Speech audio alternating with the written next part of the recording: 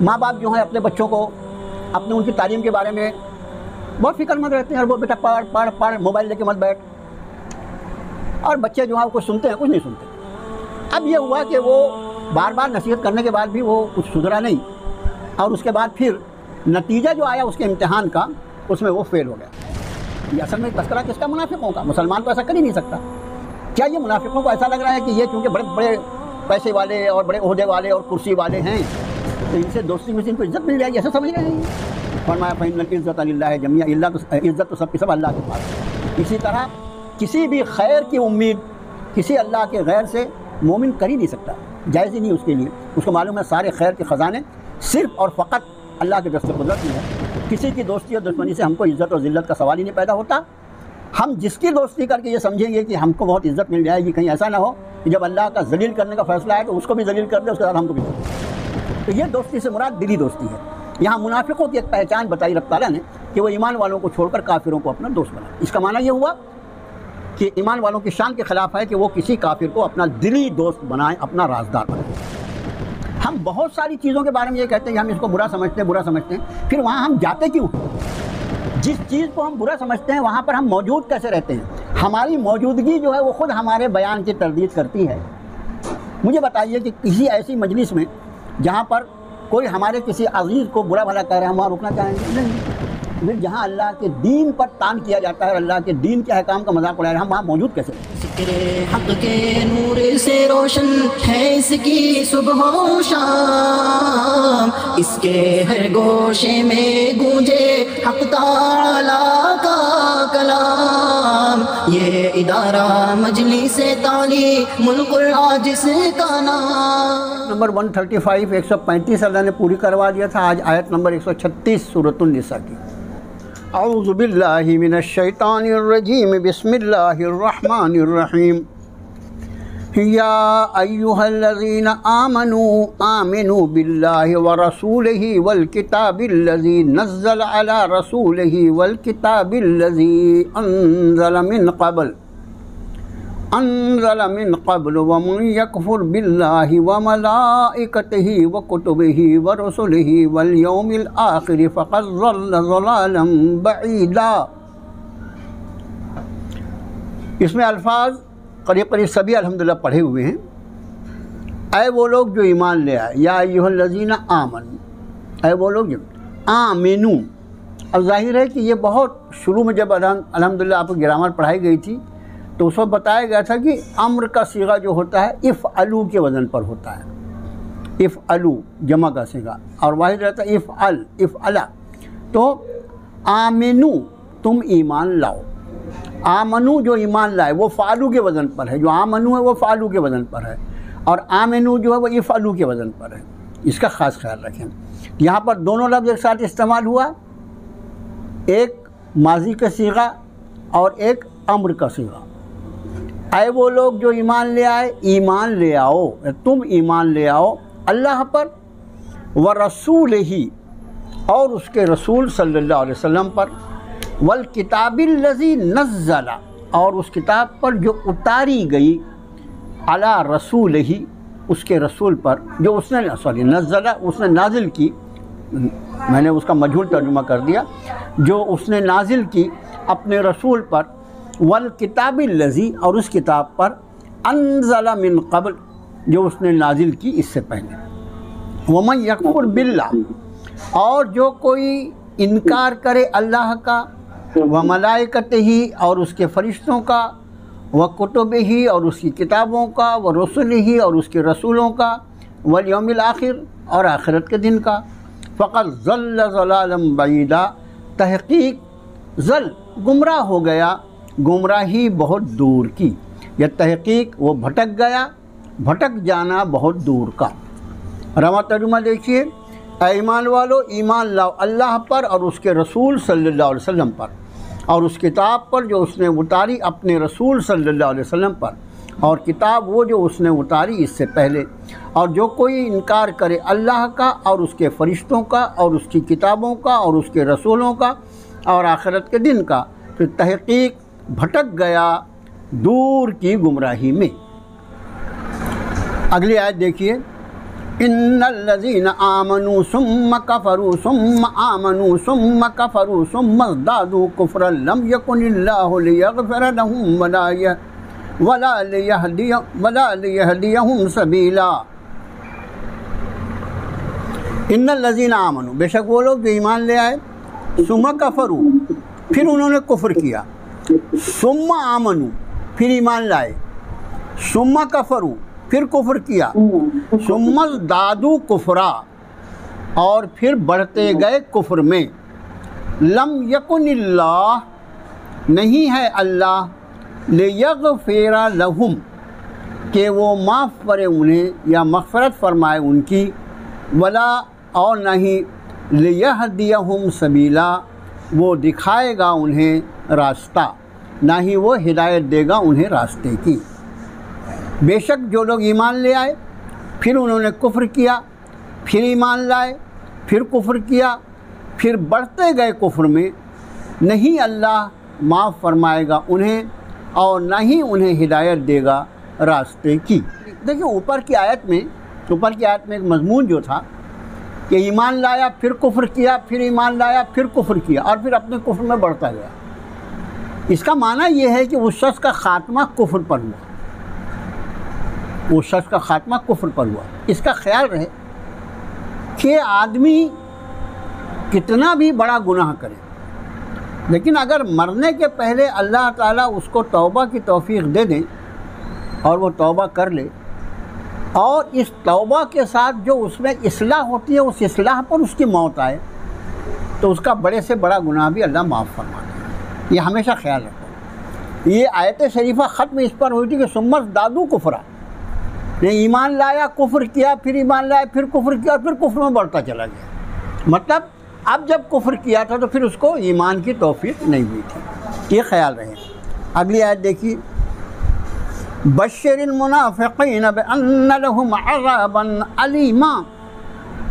یہ دیکھو ویسے بشر لفظ جو ہے نا اس کا اصل معنی ہوتا ہے بشارت دینا، اور بشارت جو ہے اس کا ترجمہ ہم اردو میں کرتے ہیں خوشخبری، لیکن یہی خوشخبری جو ہے یہ کبھی کبھی جب ہم سامنے والے پر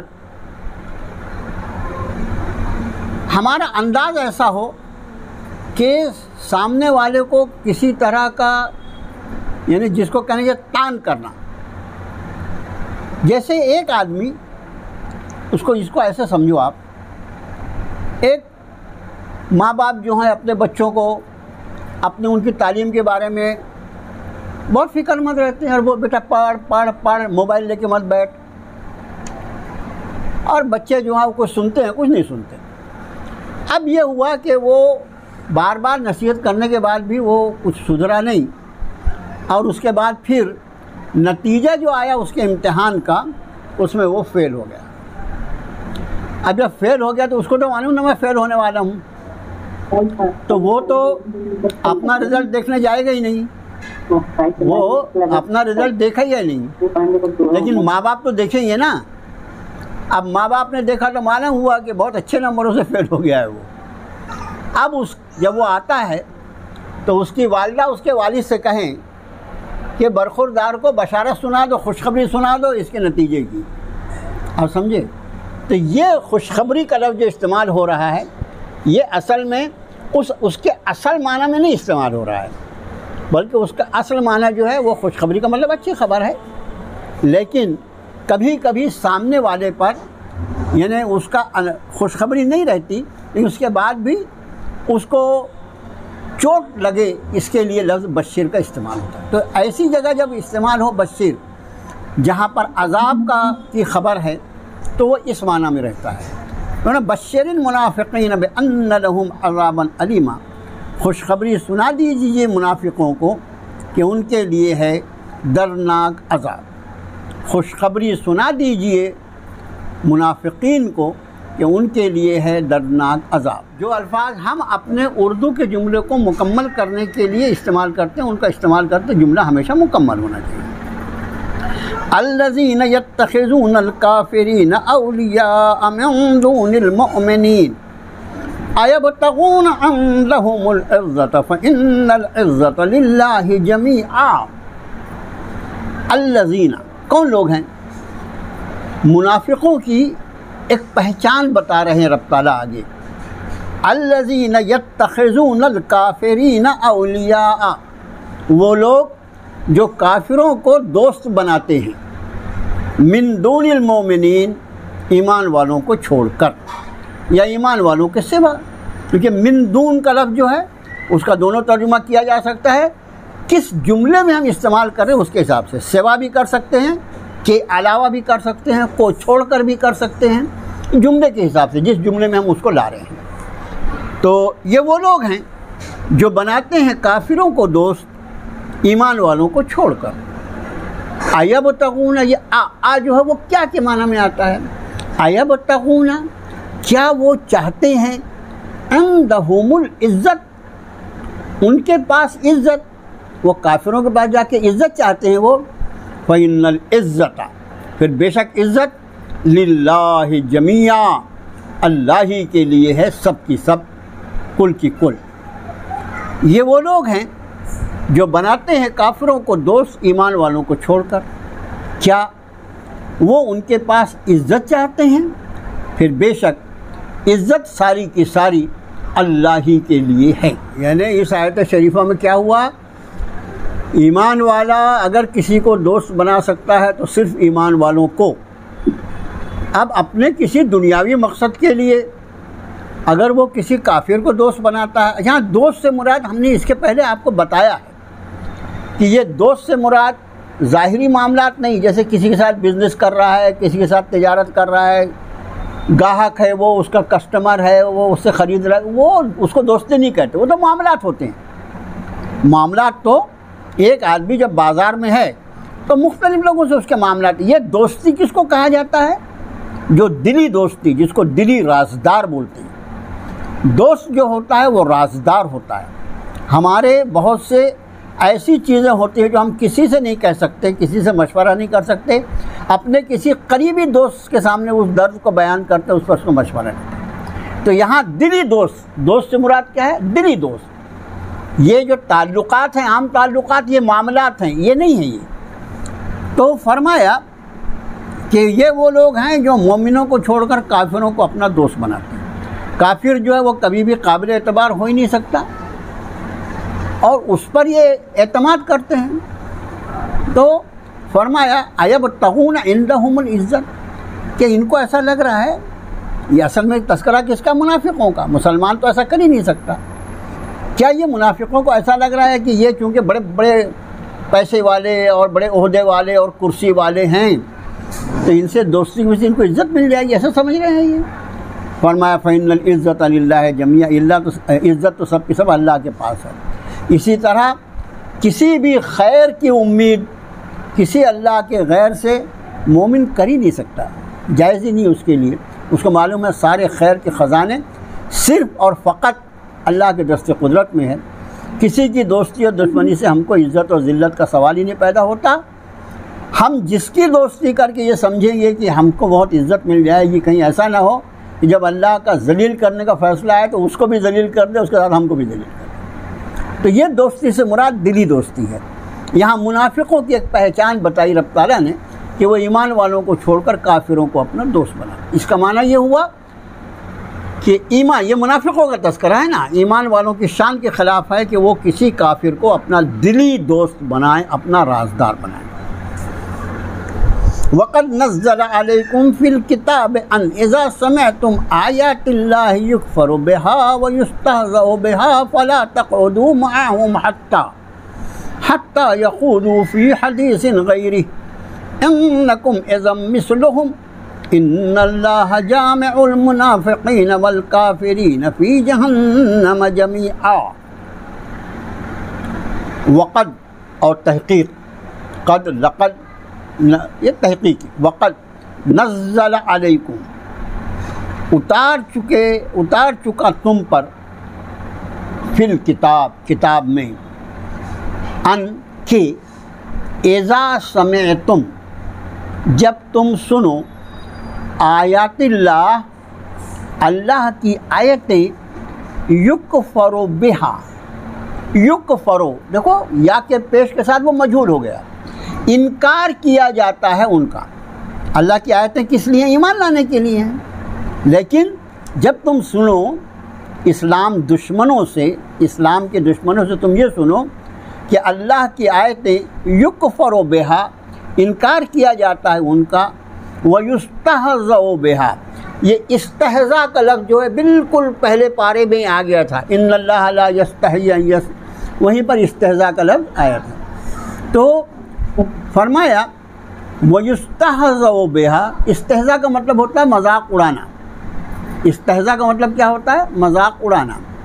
वयुस्तहज़अ बिहा, और मजाक उड़ाया जाता है उनका। फला तक़उदू, ये तक़उदू क़ादा से है, क़ादा यानी बैठना, फिर न तुम बैठो माहुम उनके साथ, हत्ता, यहाँ तक के यखूज़ू, वो मशगूल हो जाएं, फ़ी हदीसिन गैरी, हदीस माने बात, यहाँ हदीस का तर्जुमा बात, दूसरी बात में, यहाँ तक कि वो मशगूल हो जाएं दूसरी बात में। इन्नकुम, बेशक तुम, इज़न, हमने आपको बताया था कि इज़ा यानी जब और तब, लेकिन इज़न का जब जो दो ज़बर के साथ आता है जिसका मतलब होता है ऐसी सूरत में। इन्नकुम, बेशक तुम, इज़न, ऐसी सूरत में, मिस्लहुम, उन्हीं की तरह हो जाओगे। कैसी सूरत में? ऊपर जो हमने मना किया जिस चीज़ से, कि कहीं अगर अल्लाह की आयतों का इनकार किया जा रहा है या उनका मजाक उड़ाया जा रहा है तो तुम वहाँ से हट जाओ जब तक वो किसी दूसरी बात में मशगूल ना हो जाएं। और अगर तुमने ऐसा नहीं किया तो इन्नकुम इज़न मिस्लहुम, बेशक तुम भी उन्हीं की तरह हो जाओगे। इन्नल्लाह जामिउल मुनाफिकीन वल काफिरीन फ़ी जहन्नम जमीआ, बेशक अल्लाह जमा करने वाले हैं मुनाफिकीन को और काफिरों को जहन्नम में इकट्ठा। अभी आज का माहौल जो है, कोई नबी करीम सल्लल्लाहु अलैहि वसल्लम की शान अक़दस में गुस्ताखाना अल्फाज कह रहा है, कोई ख़बीस इस्लाम पर कुछ कह रहा है, कोई कुरान पर कुछ कह रहा है। ये तो एक इस्लाम दुश्मनों की तरफ से एक माहौल बना हुआ है। और जाहिर है कि जो इस्लाम दुश्मन है उससे इस्लाम दोस्ती की उम्मीद कैसे की जा सकती है? पागलपन है। इसलिए फरमाया कि कोई ऐसी मजलिस हो, कोई ऐसी महफिल हो जहाँ ऐसे लोग हों जहाँ पर अल्लाह की आयतों का या इनकार किया जा रहा है या मजाक उड़ाया जा रहा है, तो तुमको वहाँ से हट जाना। फला तक़उदू माहुम, फिर तुम ना बैठो उनके साथ। इसका मतलब तुमने अपनी जगह छोड़ देना है, हट जाना है वहाँ से। हत्ता यखूदू फ़ी हदीसिन गैरी, जब तक वो किसी दूसरी बात में। और अगर किसी मजलिस में अल्लाह की आयतों का इनकार किया जा रहा है या उनका मजाक उड़ाया जा रहा है और हम वहाँ बैठे हुए हैं, उसमें शामिल हैं, तो कुरान ने कहा इन्नकुम इज़म मिस्लुहुम, ऐसी सूरत में तुम भी उन्हीं की तरह हो जाओगे। कितना आप देखें, कुरान शरीफ की आयतें जब पढ़ी जाती तो ऐसा लगता है जैसे आज अल्लाह ने इन आयतों को नाजिल फरमाया है। जिन हालात से इस वक्त इस मुल्क का मुसलमान गुज़र रहा है, उसकी रोशनी में इस हुक्म को देखो। एक मरतबा रवां तर्जुमा करता हूँ, उसके बाद आपको जल्दी से तर्जुमा करना है, हाँ, वक्त ज़्यादा नहीं है। और तहक़ीक़ उतार चुका तुम पर किताब में कि जब तुम सुनो अल्लाह की आयतें कि इनकार किया जा रहा है उनका और मजाक उड़ाया जा रहा है उनका, फिर न बैठो तुम उनके साथ यहाँ तक कि वो मशगूल हो जाएं किसी दूसरी बात में। बेशक तुम ऐसी सूरत में उन्हीं की जैसे हो जाओगे। और बेशक अल्लाह जमा करने वाले हैं मुनाफिकीन को और काफिरों को जहन्नम में इकट्ठा। बहुत बेशक ऐसी सूरत में तुम उन्हीं की तरह हो जाओगे, है ना। इन्नकुम इज़न मिस्लुहुम, ऐसी सूरत में तुम उन्हीं की तरह हो जाओगे। इसका माना ये कि अब ये तो एक बात फरमाई रब ताला कि कहीं भी अल्लाह की आयतें या तो उनका इनकार किया जा रहा है या उनका मजाक उड़ाया जा रहा है। अब अल्लाह के शरीयत, अल्लाह के दीन के जितने अहकाम हैं वो किस चीज़ पे बेस करते हैं, उम्मीद किस चीज़ की बुनियाद पर है? अल्लाह की किताब की रोशनी में, अल्लाह की आयतों की रोशनी में और नबी करीम सल्लल्लाहु अलैहि वसल्लम की इरशादात की रोशनी में। यही सब कुछ है ना। تو اس کا معنی کہ صرف آیات قرآنی نہیں بلکہ کہیں بھی اگر شریعت کی کسی چیز کا مذاق اڑایا، پہلی بات کیا ہونا چاہیے کہ یہ جو جرم کر رہا ہے ہمیں اتنی طاقت اللہ دے کہ ہم اپنے ہاتھ سے خبردار دین کی کسی بات کا استہزاء نہیں کرنا. شرم نہیں آتی؟ حق بات کو ایسا کرتا ہے. لیکن ظاہر ہے کہ ہم ایسا ہر جگہ کا تو ماحول نہیں ہو سکتا.